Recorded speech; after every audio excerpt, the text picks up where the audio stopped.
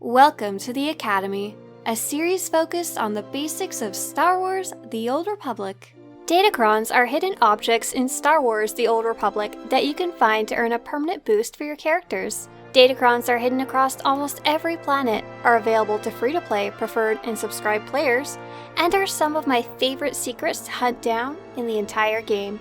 In this video, I'll be going over the basics of finding Datacrons. Some Datacrons are fairly easy to find, and you may run into them just while questing and exploring.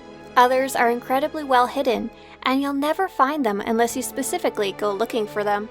There are even Datacrons that are very easy to see, but very hard to figure out how to get to, as the path to get to them starts somewhere further away. Some Datacrons are restricted to Imperial or Republic side. Some require more than one player working together to obtain. Some will require you to first obtain a special item to get them, and many Datacrons are hidden at the end of a jumping puzzle. As a reward for finding one, you'll get a small, permanent boost to your stats for all your characters on your server, and a lore codex entry for the character you found it on. The easiest way to know if you are near a hidden Datacron is that you'll hear a faint sparkling sound that sounds like this. At the launch of the game, Datacrons were per character, which meant you would need to find each one on each of your characters. These days, Datacrons are tied to your legacy, which means once you found a Datacron, you won't need to find it again on your other characters if you don't want to. To see which Datacrons you have collected, open the Legacy panel by pressing Y on your keyboard, or find it in the main menu under an icon of a person. Datacrons are located on the menu on the left, under Global Unlocks. The Datacrons are sorted by planet, making it really easy for you to see which ones you have and which ones you don't. A majority of these Datacrons are available even to free-to-play players, and are a great thing to go looking for if you're searching for things to do on your free-to-play account. Keep in mind, although Datacrons are considered an explorational activity, you may occasionally run into enemies while looking for them, so you may have to wait until you're at a higher level before you go looking for the ones on the planets for higher level characters. Some Datacrons are restricted to certain factions, some are available to all players, and others have a separate version for Republic and Imperial side. There are 3 different types of hidden objects you can find that are related to Datacrons. The first are normal Datacrons, usually what people are referring to when they say Datacron hunting. A majority of the Datacrons you can find will give you a boost to your stats. These are the colorful Datacrons that come in blue, green, purple, red, yellow, and orange. Second, in addition to Datacrons, there are also some other hidden objects called Matrix Shards that look like a Datacron but are not tracked in the Legacy list. Instead of providing a stat boost, these hidden objects will give you a Matrix Shard, a mission item which can be combined with other Matrix Shards as part of a secret quest to create a relic, an item you can equip for stats. At the launch of the game, this item was worth getting, but has now mostly been deprecated, so you can choose to collect the Matrix Shards if you enjoy exploring, or collecting codex entries, or you can ignore them entirely if you're just looking for the stat boost from the normal Datacrons for your character. Lastly, there's one other type of Datacron. These are glowing white-blue Datacrons that were hidden around the galaxy as part of the now retired Dark vs. Light event, but the developers decided to leave these Dark vs. Light Datacrons in the game even after the event ended. You can still find these hidden Datacrons, but they don't offer any stats, codex entries, or achievements. If you go looking for them, they're fun to find, but there's no reward for finding them. Players often ask, are Datacrons worth getting? Are they worth it? At the time of making this video, there's 130 different Datacrons and Matrix Shards you can find in the game, and of those, there's about 85 Datacrons you can aim to find if you're just looking for the stat boost ones, which is what shows up on your Legacy Datacrons list. Although some Datacrons are very easy to get, others are quite hard, and either way, with so many Datacrons, it can be very time-consuming to collect them all. In general, each individual Datacron stat boost is very minimal, usually only giving you 2 points of endurance, power, mastery, or presence. Overall, if you collected every Datacron, you'd get a nice little boost to your stats on all your characters that stacks on top of any gear you have on your character.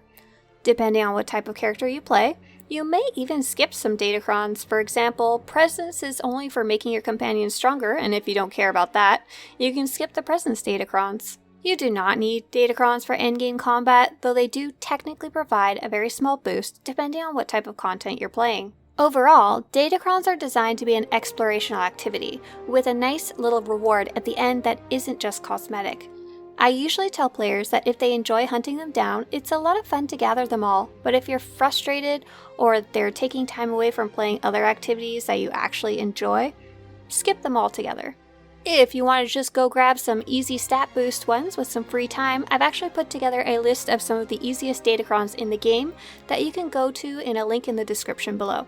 Personally, I love Datacron hunting, and I think they're an especially great thing to go look for if you're playing on a free-to-play or preferred account and have less endgame activities available to you, or if you're a solo player, or if you're like me and just like the explorational and secret finding aspects in video games. So how do you find these Datacrons? Datacrons are spread out across the entire galaxy. I have very recently, I'm super proud of this, put together an in-depth guide about how to find every single Datacron in the game, including info, quick travel, taxi, and maps for all 130 Datacrons in the game.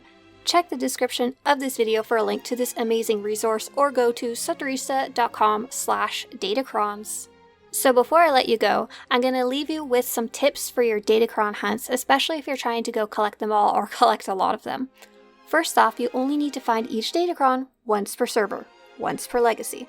Second, many Datacrons require jumping to get to them. You can jump on foot or on a speeder for longer or higher jumps. Some jumps will need a running start, while others are easier to make if you just press your character against the barrier and jump upwards then forwards. Third, when you're on a speeder, your character's feet are in the center of the speeder, so you need to land your jumps on the center of your speeder rather than its front or its nose. If you're struggling with that concept, for example you fall off instead of jumping while on your speeder, try using the rocket boost mount or a jetpack mount so that your speeder is the same size as your character. Number 4. When falling straight down or walking across thin pipes and ledges, you can turn on walk by pressing the slash key on the top right of your keyboard, above your number pad. This will let you walk with more precision, but it will make you jump less far, so make sure to turn it off when you get to a jump. Number 5. If you need to make a very tight fall where there isn't much ledge to land on, turn on your walk and go off the edge backwards. And number 6. If you're picking one character to do Datacron hunting on, I recommend a character that has a teleport ability if you have one. This would be a sage, a sorcerer, a gunslinger, or a sniper. Each of these classes at a higher level can put a circle down on the ground before they jump, and if they start falling, or miss their jump but don't die, they can repress their teleport ability and it will teleport them back to their circle, back at the beginning of the jump. This can save a lot of frustration when it comes to the more difficult jumping Datacrons.